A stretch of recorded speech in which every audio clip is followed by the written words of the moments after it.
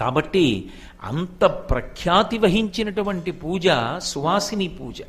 అలాగే రెండవ పూజ కుమారీ పూజ అంటాం, దాన్నే బాల పూజ అంటాం. ఇది కేవలం శారదా నవరాత్రుల్లోనే ఉద్దేశింపబడినటువంటి పూజ. కొన్ని కొన్ని శుభప్రదమైనటువంటి సమయాలలో చెయ్యడం తప్పు కాదు, కానీ శారదా నవరాత్రుల్లో మాత్రం తప్పకుండా జరిగి తీరాలి. 1 సంవత్సరం వయస్సున్నటువంటి ఆడపిల్ల పూజకి అర్హురాలు కాదు. 2 సంవత్సరముల వయస్సు వచ్చిన తరువాతనే ఆమె పూజ స్వీకరించడానికి అర్హత పొందుతుంది.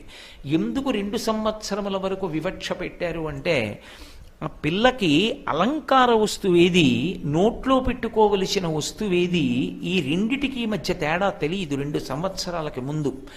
చందనం అలంకారం చేసామనుకోండి, అసలు చెయ్యికి చందనం అలంకారం చేయించుకోరు వాళ్ళు, ఎందుకంటే అదేదో పూశారని భయపడతారు. లేదా అథవా అదేదో నాకచ్చు తినచ్చు అనుకుని నోట్లో పెట్టుకుంటారు. చందనం విషతుల్యం. అందుకని 2 సంవత్సరముల వయస్సు వచ్చే పర్యంతము ఆడపిల్లకి కుమారీ పూజ చెయ్యవద్దు. 2 సంవత్సరముల నుండి 10 సంవత్సరముల వరకు కన్యగా ఉన్నటువంటి పిల్లకి మాత్రమే పూజ. కాబట్టి 10 దాటితే ఇక పూజార్హత ఉండదు, 10 ఏళ్ల వరకే పూజ చెయ్యాలి. కాబట్టి ఇందులో ఏ వయస్సు ఉన్నటువంటి పిల్లకి పూజ చేస్తున్నారు అన్న దాన్ని బట్టి ఆ పిల్లకి ఒక పేరు ఉంటుంది. అమ్మవారి యొక్క విభూతి ఆమె యందు ప్రసరించి, 2 సంవత్సరముల పిల్లకి పూజ చేస్తే కుమారీ పూజ చేస్తున్నారు అంటారు.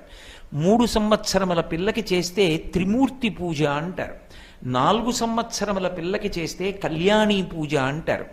5 సంవత్సరముల పిల్లకి చేస్తే రోహిణీ పూజ అంటారు. 6 సంవత్సరముల పిల్లకి చేస్తే కాళికా పూజ అంటారు. 7 సంవత్సరముల పిల్లకి చేస్తే చండికా పూజ అంటారు. 8 సంవత్సరముల పిల్లకి చేస్తే శాంభవి పూజ అంటారు. 9 సంవత్సరముల పిల్లకి చేస్తే దుర్గా పూజ అంటారు. 10 సంవత్సరముల పిల్లకి చేస్తే సుభద్రా పూజ అంటారు. కాబట్టి 2వ ఏడు నుంచి 10వ సంవత్సరం వరకు ఆ పిల్లకి ఉన్నటువంటి వయస్సుని బట్టి ఆ పేరు పెడతారు. ఆ పేరుతో అమ్మవారు పూజ అందుకుంటుంది.